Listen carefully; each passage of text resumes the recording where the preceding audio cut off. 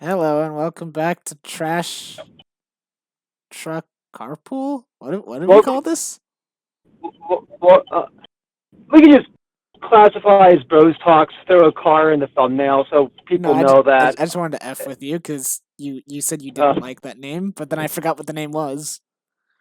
I mean, I think that they say was it trash pool, trash talk car Trash pool, talk, trash pool car. trash talk carpool. Maybe. It was. I won't lie. It was sort of like charming in a bad way, like ironically funny. Like Yeah. it grew on me a bit, but I also don't want to have that like actually as our like labeled thingy bopper. But like Despite the fact that our show is called Bros in a Landfill, we don't really do much related to actual trash very often. yeah, I know. We just So all I'm afraid to collectively just have be low trash. self-esteem. Yeah, ooh, yeah, but yeah. So I'm gonna just throw a spicy hot take out there, uh, to maybe spur some controversy. Put some comments in the thumbnail. This will get some people clicking. I don't know. Did you say putting comments in the thumbnail? What the fuck am I doing? I'm gonna put YouTube Um, comments in the thumbnails. hey, that'd be one way to get people like fucking interested and invested. Like, oh, I'll leave a comment and I'll be in the thumbnail. Yeah, no. If only. Anyways, I'll cut to the chase. Yeah, I, in my personal opinion, out there, crowd of YouTube people, yeah, Sword Art Online is a lot better than Persona 5. You want a spicy hot take? Try you want my head on a pike? Get this. Listen to Sure, go this. for it. Persona 5 is Persona Q but even worse. I mean, you're not wrong, but hear me out. Sword Art Online is better than Persona 5. And granted, yes, I am talking about a story in the production. Persona 5 doesn't have. SIO doesn't have gameplay, unless we're talking about the games that I can't do a comparison. I am merely talking about the story, the themes, what it does from a narrative standpoint. I'm not even saying that SIO in general has better music and better hype moments than Persona 5. Like Persona 5's only real hype moment is like the final boss part, and I like when they defeat the final boss. And while yes, it's a meme, it didn't really do that much for me. Like, but that's beside the point. Persona 5 had Sort of never mind, I'm just gonna let you keep talking. like just so we're on comparison, if we're just talking about hype first. SAO has an incredibly hyped scene where they cut down a fucking tree. Like that scene where they're cutting down the fucking tree is a lot cooler than when they shoot the final boss in the head. Like that's already like nuts. Did Like when you can make cutting down a was tree that like scene a what meme? what? Was that scene a meme? That was a hype scene? I don't know if the Dude, I beat this game people call I beat this game 5 times now, and not once in any of those playthroughs did I ever feel any emotion from that. yeah. Not even I, humor. I like here's the direct comparison I've got with like Sword Art Online and there's actually quite a few things I compare to. Sword Art like both of them are badly written stories in a similar way. They both have like these big concepts or big cool ideas that they just don't follow through on. But like like Persona 5 has this big goal of like having this things about reforming society and changing society. And SAO deals with like actually deals with a lot more complex themes than Persona 5, which is really weird because Shin Megami Tensei and Persona deal with complex themes as it's like that's what the series is about. Like complex themes of like extremism, ideology, religion, how like the world affects us and whatnot. Well, the thing about Persona Shin 5, Megami Tensei is that, like the thing about Persona is that Persona typically deals with one specific idea throughout the story, like as a central theme, and then Shin Megami Tensei is very open to interpretation, I would argue, and it well, does this really well because it has a world where extremism is like happening. It uses the apocalypse as a setting where there's Yeah. no rules and everyone's going crazy, so there's a lot of interpretation. So Well, I would say like the two differences. Persona, like, yeah, well, Shin Megami Tensei as a mainline series is about like fosters this environment where you have a bunch of different ideals clashing. Where Persona is more about fully exploring a singular idea. yeah, which is part of It's a bit why more animated. which is part of why to me why Persona 5 is such a bad Persona game, because it has no idea what it's talking about. And so it tries to talk about, it's like trying to talk about a whole bunch of things because it has no focus. And then why Shin Megami Tensei 4 Final is kind of a weird Shin Megami Tensei game to me, But because that game is just an action TV show. It has but no like greater to the meaning. same to the same extent, Persona 5 also does like it. It makes it seem like it's trying to say something, but it doesn't really say anything in general. Like the only core theme is stand up and change society, which is kind of rings hollow because change can mean anything with society. But all Persona 5 really says is there's bad people running society, and you got to get those people out of power. Where something like SAO deals with like two like really like interesting like themes to explore.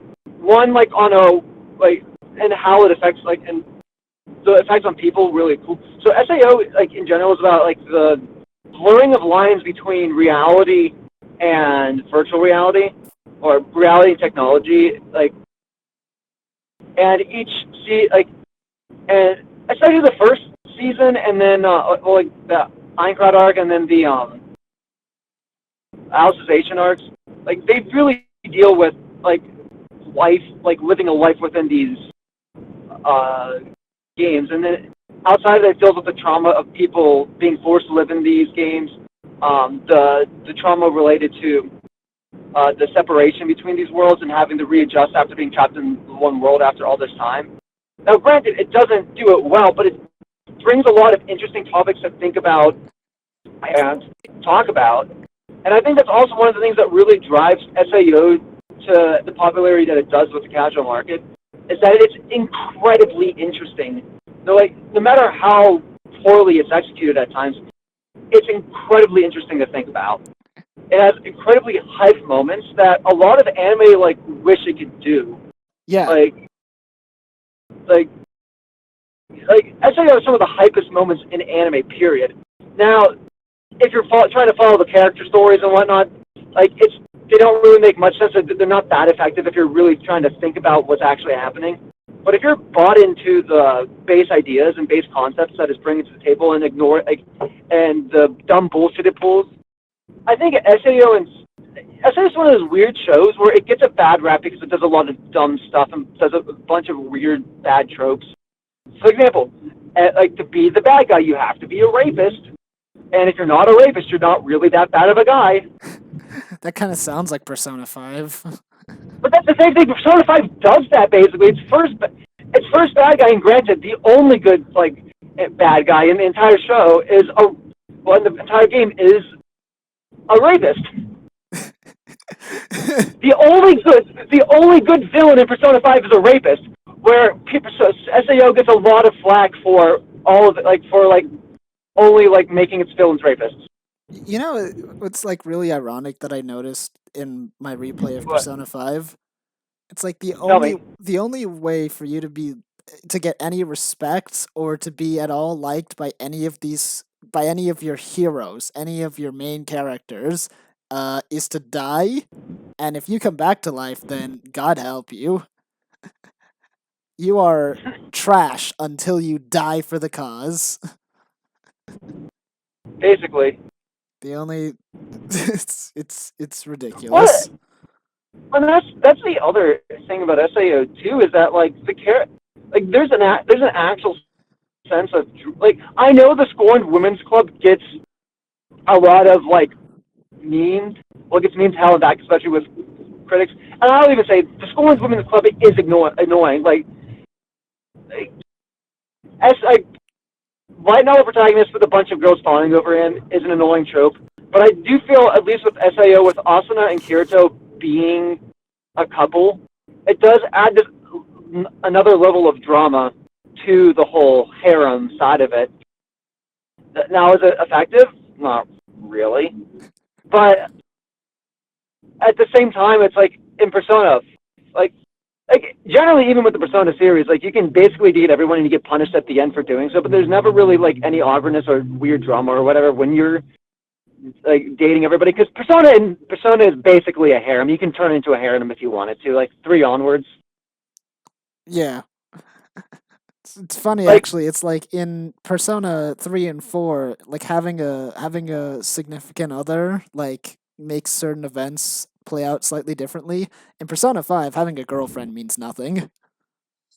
yeah, yeah, Even the social link, even like every single girl you get to rank 9 and then it's like, "Oh, we should date." And then you date and then the rank 10 is exactly the same. And then typically you would never even talk to this person ever again cuz I got stats to build and other people did romance.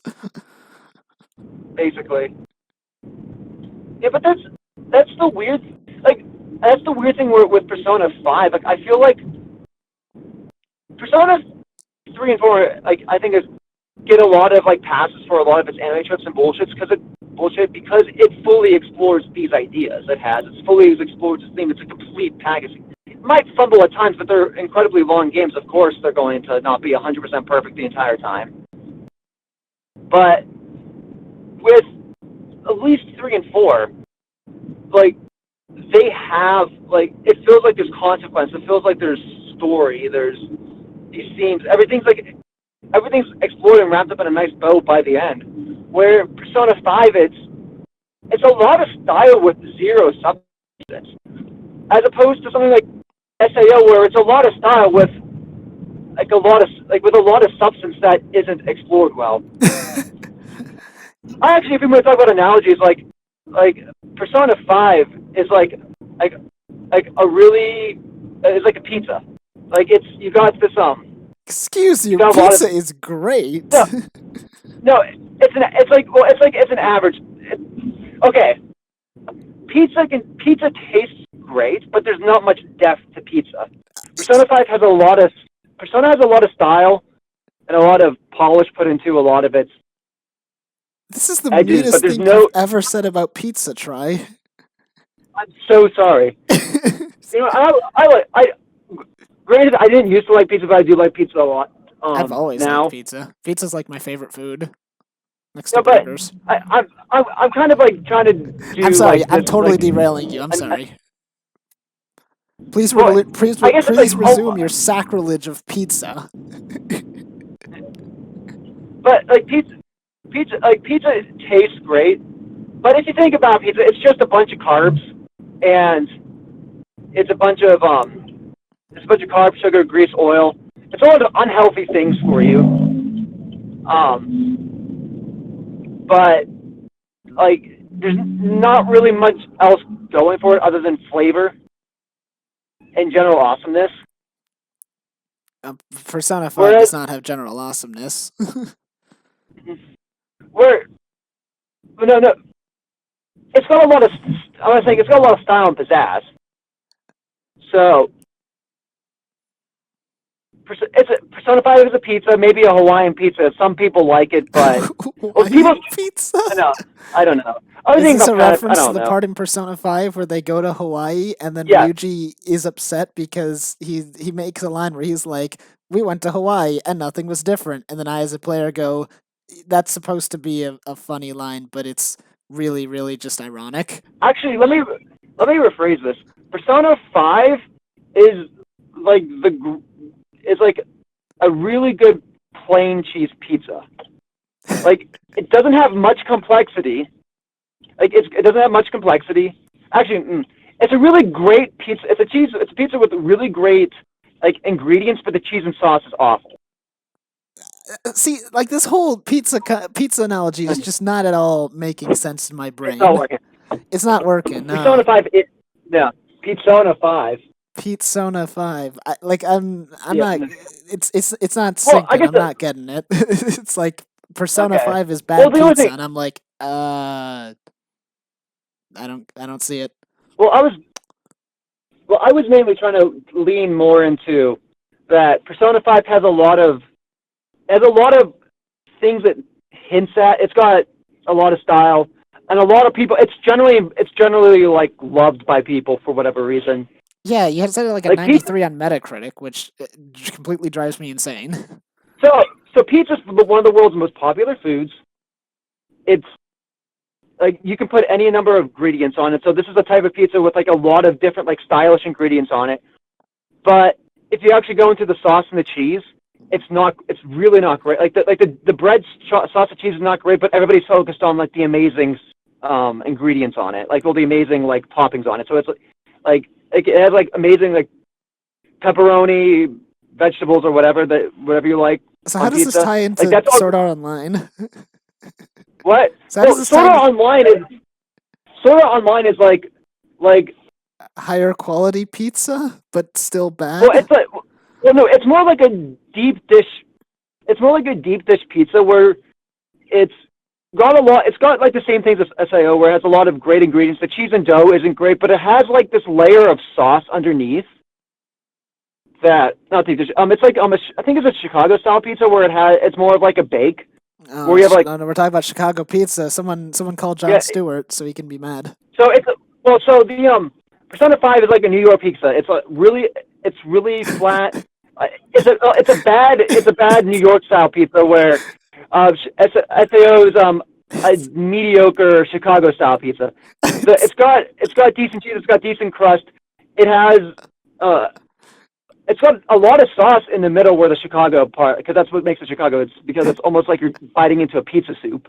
It's got a lot of sauce. It's got a lot of depth to it, but nothing's really done with that depth. I gotta say, Try, I've said many things about Persona 5, and we'll say many more, but I've never heard this analogy about this pizza. This is new grounds for me. This is like, excuse me, and Anyways, it's just not I, sinking.